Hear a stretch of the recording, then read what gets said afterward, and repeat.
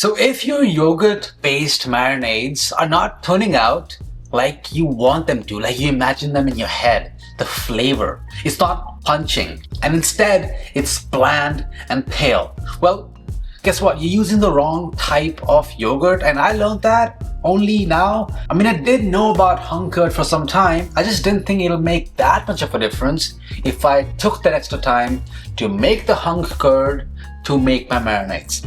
It's a game changer, and I want to share it with you. So let's see how to make it in the next couple of minutes, and all you really need is cheesecloth and a sieve.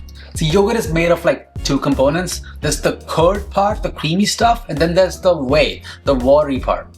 And in case you've had troubles with making, let's say, dips or chutneys, or even like adding yogurt to sauces, and that ended up getting too watery, or in case of sauces, it got split while cooking, well, using hung curd will help solve all of those problems. And you would think that you could substitute hung curd with Greek yogurt, which is a much thicker type of yogurt, but I've tried that, especially for like my Indian dishes, and it just doesn't work, and it adds its own flavor that I don't want in the flavors that I'm looking to create with the marinade. See, the mistake that most people make, including myself, is using yogurt straight from the container or making homemade yogurt and just using it straight up.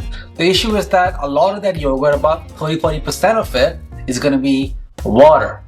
So the flavors will get diluted, so the marinade is going to be full of water as well. So before the cooking can actually start, the moisture has to cook off, which means your food is going to be steaming instead of like getting smoky or charred like you want it to. So when you make hung curd, you've actually drained all that excess moisture and you're left with this creamy, almost cream cheese-like texture, which clings much better to whatever you're using to marinate with. Now, while you might find several ways of preparing hung curd, this is my preferred approach. See, first take a cheesecloth and then put it over a sieve that's sitting over a bowl.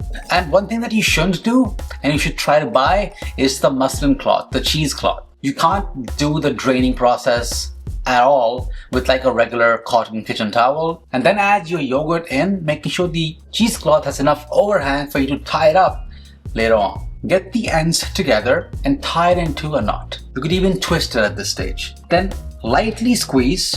If you squeeze too hard, it's gonna make a bit of a mess. So don't do that. Light squeeze, you'll see the moisture coming out, and then just go ahead and then hang it on the faucet of your kitchen sink. See, hanging it like that will help accelerate the draining process. But don't worry, we're not going to leave it outside overnight. After 30 minutes, untie that and then place it back in the sieve. Put the sieve over a bowl and then put something heavy. Not too heavy.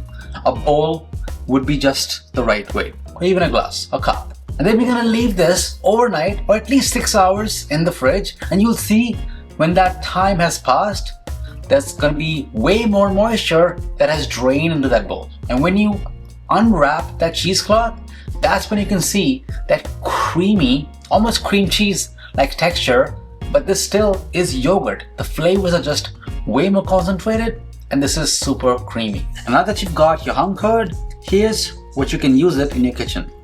For marinades, amazing.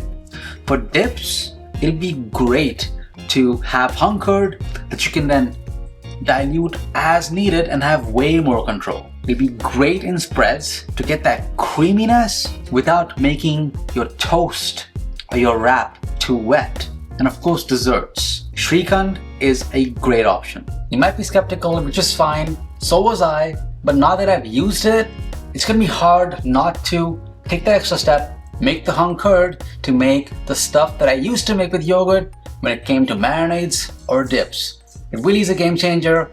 Hope you like this video, and I'll see you on the next one.